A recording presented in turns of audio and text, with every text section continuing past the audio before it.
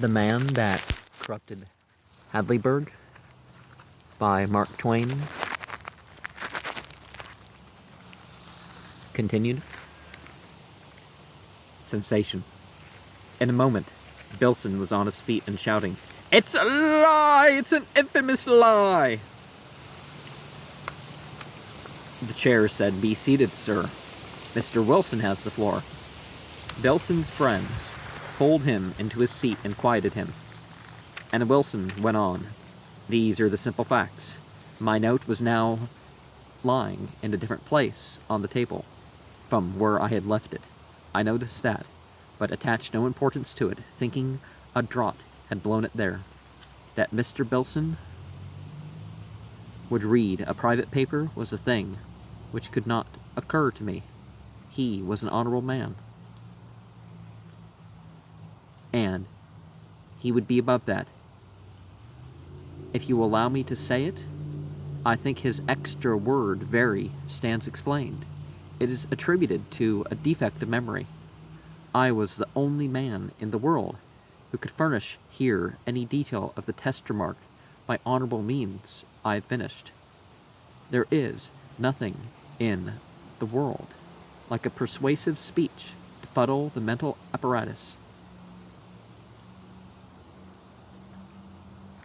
and upset the convictions and debauch the emotions of the audience. Not practiced in the tricks and delusions of oratory, Wilson sat down victorious. The house submerged him in tides of approving applause. Friends swarmed to him and shook him by the hand and congratulated him, and Bilson was shouted down, not allowed to say a word. The chair hammered and hammered with the gavel and kept shouting, "But let us proceed, gentlemen, let us proceed." At last there was a measurable degree of quiet, and the Hatter said, "But what is there to proceed with, sir, but to deliver the money?" Voices says, that's it. Come forward, Wilson." The Hatter said, "I move 3 cheers for Mr. Wilson, symbol of the special virtue which..." The cheers burst forth before he could finish, and in the midst of them, and in the midst of the clamor of the gavel, also some enthusiasts mounted Wilson on a big friend's shoulder, and were going to fetch him in triumph to the platform. The chair's voice now rose above the noise. "Order to your places. You forget there is still a document to be read." When quiet had been restored, he took up the document and was going to read it, but laid it down again, saying, "I forgot. This is not to be read until all written communications received by me have first been read." He took an envelope out of his pocket, removed its enclosure, glanced at it, seemed astonished, held it out and gazed at it, stared at it. 20 or 30 voices cried out, "What is it? Read it, read it." And he did, slowly and wondering. "The remark which I made to the stranger," and so on. Voices, "Hello, how's this? What's this? You are far from being a bad man." Voices, "Great Scott, go and reform." And the voices said, "Oh, saw my leg off." Signed by Mr. Pinkerton, the maker. The pandemonium of delight, which turned itself loose now, was a sort to make the justice weep. Those whose withers were unwrung laughed till the tears ran down. The reporters, in throes of laughter, set down disordered pothooks, which would never in the world be decipherable, and a sleeping dog jumped up, scared out of its wits, and barked itself crazy at the turmoil. All manner of cries were scattered through the din. "We're getting rich," 2 symbols of incorruptibility, without counting Bilson. 3, count Shadbleed in. "We can't have too many. All right, Bilson's elected." "Alas, poor Wilson, victim of 2 thieves." A powerful voice. Silence. The chairs finished up something more out of its pocket. Voices said, "Hurrah! It is something fresh. Read it. Read. The chair reading, "The remark which I made," etc. "You are far from being a bad man. Go." Signed Gregory Yates. A tornado of voices. 4 symbols. Hurrah for Yates. Fish again. The house was in a roaring humor now ready to get all the fun out of the occasion that might be in it. Several 19ers, looking pale and distressed, got up and began to work their way toward the aisles. But a score of shouts went up. The doors, close the doors. No incorruptible shall leave this place. Sit down, everybody. The mandate was obeyed. Fish again. Read. The chair fished again, and once more the familiar words began to fall from its lips. You were far from being a bad man. Name, what is his name? L. Inglesby. Sergeant. 5 elected. Pile up the symbols. Go on. You are far from being a bad... Name. Nicholas Whitworth. Hooray. It's a symbolical day. Somebody wailed in and began to sing this rhyme, leaving out "it's" to the lovely Mikado tune of "When a man's afraid, a beautiful maid." The audience joined in with joy then, just in time. Somebody's contributed another line. And don't you forget. The house roared it out. A 3rd line was at once furnished. Corruptibles, far from Hadleyburg, are... The house roared at that one too. As the last note died, Jack Halliday's voice rose high and clear, frighted with the final line. But the symbols are here, you bet. That was sung with booming enthusiasm. Then the happy house started in at the beginning and sang 4 lines through twice with immense swing and dash, and furnished up with a crashing 3 times 3 and a tiger for Hadleyburg the Incorruptible, and all symbols of it, which we shall find worthy to receive the hallmark tonight. Then the shoutings at the chair began again, all over the place. Go on. Read some more. Read all you've got. That's it, go on. We are winning eternal celebrity. A dozen men got up now and began to protest. They said that this farce was the work of some abandoned joker, and was an insult to the whole community. Without doubt, these signatures were all forgeries. Sit down, shut up. You are confessing. We'll find your names in the lot. Mr. Chairman, how many of those envelopes have you got? The chair counted. Together with those that have been already examined, there are 19. A storm of derisive applause broke out. Perhaps they all contained the secret. I move that you open them all and read every signature that is attached to every note of that sort, and read also the first 8 words of the note. Second the motion. It was put and carried uproariously. Then poor old Richards got up, and his wife rose and stood at his side. Her head was bent down so that none might see that she was crying. Her husband gave her his arm, and so supporting her, he began to speak in a quavering voice. My friends, you have known us, too, Mary and me, all our lives, and I think you have liked us and respected us. The chair interrupted him. Allow me, it is quite true, that which you were saying, Mr. Richards.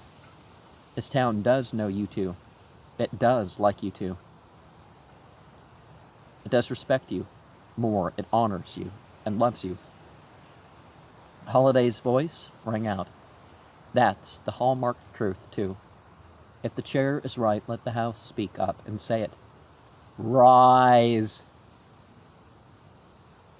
Now then, hip, hip, hip, all together. The house rose en masse, face toward old couple eagerly. filled the air with a snowstorm of waving handkerchiefs, and delivered the cheers with all its affectionate heart. The chair then continued. What was I going to say is this. We know your good heart, Mr. Richards, but this is not a time for the exercise of charity toward offenders. Shouts of right, right. I see your generous purpose in your face, but I cannot allow you to plead for these men. But I was going to... Please take your seat, Mr. Richards. We must examine the rest of these notes. Simple fairness to the men who have already been exposed requires this. As soon as that has been done, I give you my word for this. You shall be heard. Many voices. Right. The chair is right. No interruption can be permitted at this stage. Go on. The names. The names. According to the terms of the motion. The old couple sat reluctantly down, and the husband whispered to his wife, It is pitifully hard to have to wait.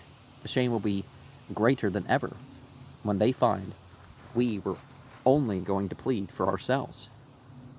Straightway the jollity broke loose again with the reading of the names. You are far from being a bad man. Signature Robert J. Titmarsh. You are far from being a bad man. Signature Eliphalet Weeks. You are far from being a mad man. Signature Oscar B. Wilder. At this point the House lit upon the idea of taking the 8 words out of the chairman's hands. He was not unthankful for that. Thenceforward he held up each note in its turn and waited. The House droned out the 8 words in a massed and measured and musical, deep volume of sound, with a daringly close resemblance to a well-known church chant. You are far from being a bad man. I don't know what church chant. But then the chair said, Signature Archibald Wilcox, and so on, name after name, and everybody had an increasingly and gloriously good time, except the wretched 19. Now and then, when a particularly shining name was called, the House made the chair wait, while it chanted the whole of the test remark from the beginning to the closing words, and go to hell or Hadleyburg, try and make it the former.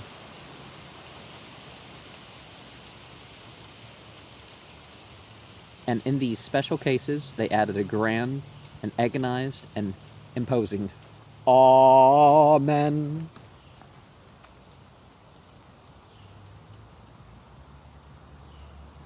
The list dwindled.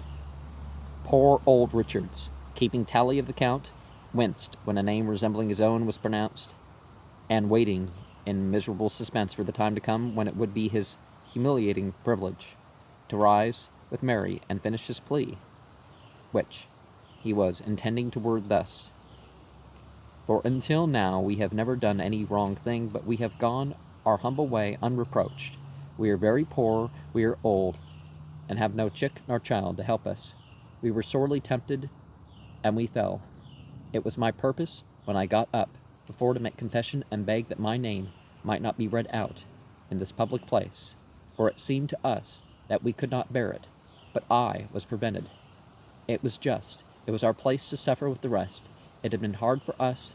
It is the first time we have ever heard our name fall from anyone's lips sullied. Be merciful for the sake of the better days. Make our shame as light to bear as your charity, as in your charity you can. At this point in his reverie, Mary nudged him, perceiving that his mind was absent. The House was chanting, You are far. Be ready, Mary whispered. Your name comes now. He has read 18. The chant ended. Next, next, next, came the following from all over the house. Burgess put his hand into his pocket. The old couple, trembling, began to rise. Burgess fumbled a moment and then said, I find I have read them all. Faint with joy and surprise, the couple sank into their seats, and Mary whispered, Oh, bless God, we are saved. He has lost ours. I wouldn't give this for 100 of those sacks. The House burst out with its Mikado travesty. and sang it 3 times with ever-increasing enthusiasm, rising to its feet when it reached for the 3rd time the closing line. But the symbols are here, you bet, and finishing up with cheers and a tiger for Hadleyburg, purity, and our 18 immortal representatives of it. Then Wingate, the saddler, got up and proposed cheers for the cleanest man in town, the one solitary important citizen in it who didn't try to steal that money, Edward Richards. They were given with great and moving heartiness. Then somebody proposed that Richards be elected sole guardian and symbol of the now sacred Hadleyburg tradition, with power and right to stand up and look the whole sarcastic world in the face. Passed by acclamation, then they sang the Mikado again, and ended it with, "And there's one symbol left, you bet." There was a pause, then a voice, "Now then, who's to get the sack?" The tanner, with bitter sarcasm, said, "That's easy. The money has to be divided among the 18 incorruptibles. They gave the suffering stranger $20 apiece, and that remark each in his turn, it took 22 minutes for the procession to move past. Stake the stranger, total contribution, $360. All they want is just the loan back and interest, $40,000 altogether." Many voices derisively. "That's it, divvy divvy. Be kind to the poor. Don't keep them waiting." The chair said, "Order. I now offer the stranger's remaining document. It says, if no claimant shall appear," grand chorus of groans, "I desire that you open the sack and count out the money to the principal citizens of your town. They to take it in trust," cries of "Oh, oh, oh," "and use it in such ways as to them shall seem best for the propagation and preservation of your community's noble reputation for incorruptible honesty." More cries. A reputation to which their names and their efforts will add a new and far-reaching luster. Enthusiastic outbursts of sarcastic applause. "That seems to be all. No, here's a postscript. P.S. Citizens of Hadleyburg. There's no test remark. Nobody made one." Great sensation. "There wasn't any pauper stranger, nor any $20 contribution, nor any accompanying benediction and compliment. These are all inventions." General buzz and a hum of astonishment and delight. "Allow me to tell my story. It will take but a word or two. I passed through your town at a certain time and received a deep offense which I had not earned. Any other man would have been content to kill 1 or 2 of you and call it square. But to me, that would have been a trivial revenge, and inadequate, for the dead do not suffer. Besides, I could not kill you all in any way. Made as I am, even that would not have satisfied me. I wanted to damage every man in the place, and every woman, and not in their bodies or their estate, but in their vanity, the place where feeble and foolish people are most vulnerable. So I disguised myself and came back and studied you. You were easy game. You had an old and lofty reputation for honesty, and naturally you were proud of it. It was your treasure of treasures, the very apple of your eye, as soon as I found out that you carefully and vigilantly kept yourselves and your children out of temptation. I knew how to proceed. Why, you simple creatures, the weakest of all weak things is a virtue, which has not been tested in the fire. I laid a plan and gathered a list of names. My project was to corrupt Hadleyburg, the incorruptible. My idea was to make liars and thieves of nearly 100 smirchless men and women who had never in their lives uttered a lie or stolen a penny. I was afraid of Goodson. He was neither born nor reared in Hadleyburg. I was afraid that if I started to operate my scheme by getting my letter laid before you, you would say to yourselves, Goodson is the only man among us who would give away $20 to a poor devil. And then you might not bite at my bait, but heaven took Goodson. Then I knew I was safe, and I set my trap and baited it. It may be that I shall not catch all the men to whom I mailed the pretended test secret, but I shall catch the most of them. If I know Hadleyburg nature, voices. Right, he got every last one of them. I believe they will even steal ostensible gamble money rather than miss poor, tempted, and mistrained fellows. I'm hoping to eternally and everlastingly squelch your vanity and give Hadleyburg a new renown, one that will stick and spread far. If I have succeeded, open the sack, and summon the committee on propagation and preservation of the Hadleyburg reputation. A cyclone of voices. Open it, open it! At 18 to the front. Committee on propagation of the tradition. Forward the incorruptibles. The chair ripped the sack wide and gathered up a handful of bright, broad, yellow coins. Shook them together, then examined them. Friends, they are only gilded discs of lead.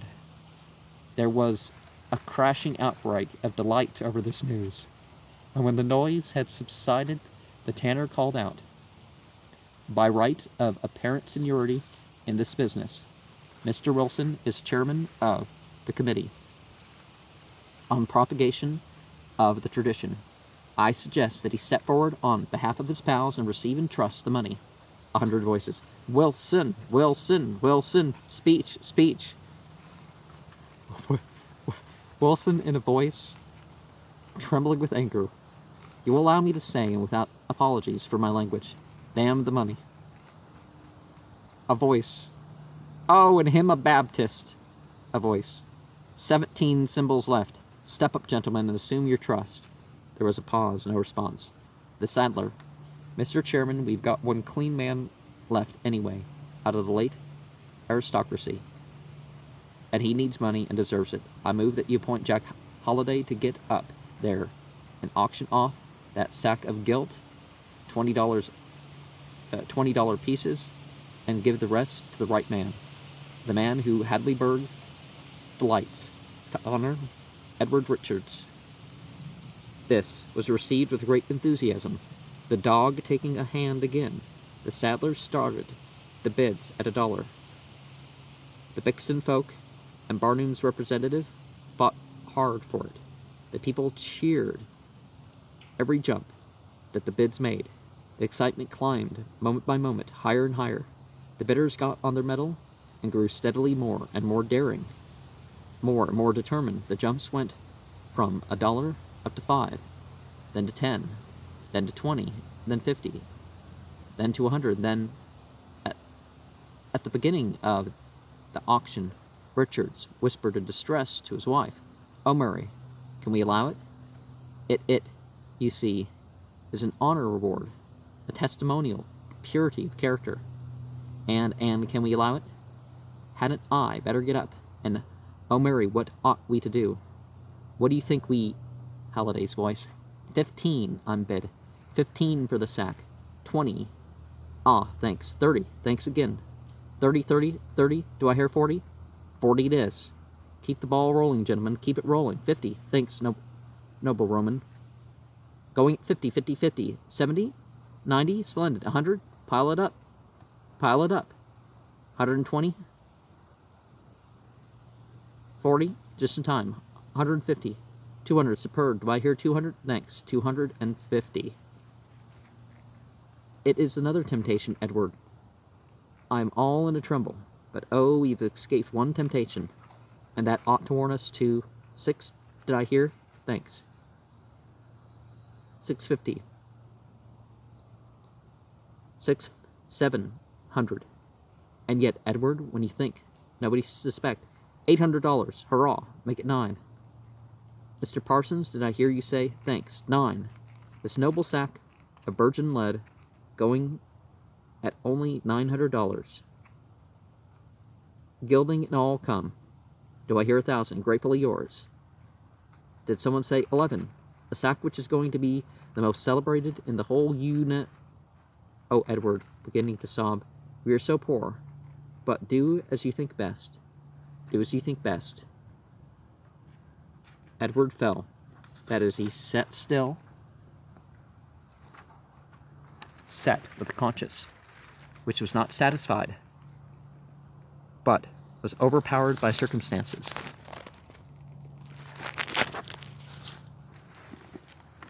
Meantime, the stranger, who looked like an amateur detective, gotten up as an impossible English earl, had been watching the evening's proceedings with manifest interest,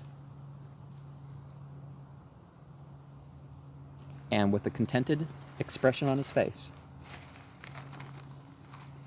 And he had been privately commenting to himself. He was now soliloquizing somewhat like this. None of the 18 are bidding. That is not satisfactory. I must change that. The dramatic unities required. They must buy the sack they tried to steal. They must pay a heavy price, too. Some of them are rich. And another thing, when I make a mistake in Hadleyburg, nature, the man that puts that error upon me, is entitled to a high honorarium, and someone must pay it. This poor old Richards has brought my judgment to shame. He is an honest man. I don't understand it, but I acknowledge it. Yes, he saw my deuces, and with a straight flush, and by rights, the pot is his. And it shall be a jackpot too, if I can manage it. He disappointed me, but let that pass. He was watching the bidding. At 1,000, the market broke. The prices tumbled swiftly.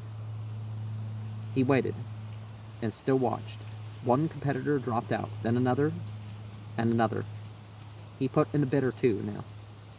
When the bids had sunk to $10, he added a 5. Someone raised him a 3. He waited for a moment, and then flung in a $50 jump, and the sack was his. At $1,282, the house broke out in cheers, then stopped, for he was on his feet, and had lifted his hand. He began to speak. I desire to say a word, and ask a favor. I'm a speculator in rarities, and I have dealings with persons interested in numismatics all over the world. I can make a profit on this purchase, just as it stands. But there is a way, if I can get your approval, whereby I can make every one of these leaden $20 pieces worth its face in gold, and perhaps more. Grant me that approval, and I will give part of my gangs to your Mr. Richards, whose invulnerable probity ye have so justly and so cordially recognized tonight. His share shall be $10,000, and I will hand him the money tomorrow. Great applause from the house. But the invulnerable probity made the Richardses blush prettily. However, if it went for modesty, it went for modesty and did no harm. If you will pass my proposition by a good majority, I would like a 2/3 vote. I will regard that as the town's consent, and that is all I ask. Rarities are always helped by any device which will rouse curiosity and compel remark. Now, if I may have your permission to stamp upon the faces of each of these ostensible coins the names of the 18 gentlemen who, 9/10 of the audience, were on their feet in a moment, dog and all, and the proposition was carried with a whirlwind of approving applause and laughter. They sat down, and all the symbols except Dr. Clay Harkness got up, violently protesting against the proposed outrage and threatening to. I beg you not to threaten me, said the stranger calmly. I know my legal rights, and I'm not accustomed to being frightened at a bluster. Applause. He sat down. Dr. Harkness saw an opportunity here. He was one of the 2 very rich men of the place, and Pinkerton was the other. Harkness was a proprietor of a mint, that is to say, a popular patent medicine. He was running for the legislature on one ticket, and Pinkerton on the other. It was a close race and a hot one, and getting hotter every day. Both had strong appetites for money. Each had bought a great tract of land with a purpose. There was going to be a new railway, and each wanted to be in the legislature and help locate the route to his own advantage. A single vote might make the decision, and with it 2 or 3 fortunes. The stake was large, and Harkness was a daring speculator. He was sitting close to the stranger.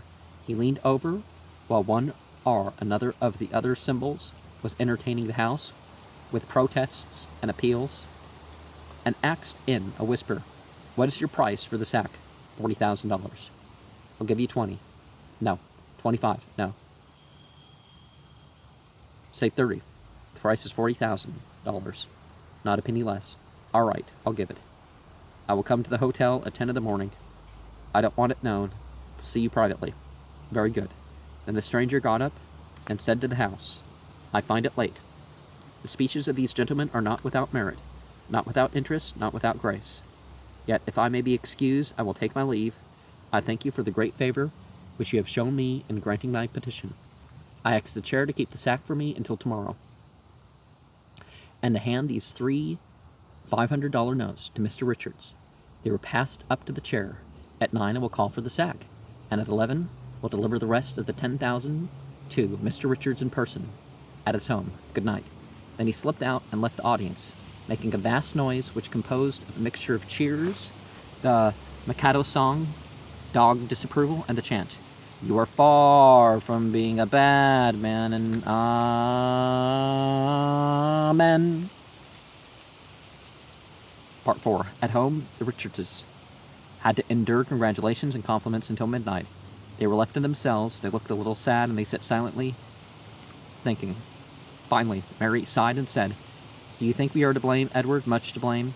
And her eyes wandered to the accusing triplet of big banknotes lying on the table, where the congratulators had been gloating over them and reverently fingering them. Edward did not answer at once. Then he brought out a sigh and said, hesitatingly, We couldn't help it, Mary. It was ordered. All things are." Mary glanced up and looked at him steadily, but he didn't return the look. Presently she said, "I thought congratulations and praises always tasted good, but it seems to me now, Edward,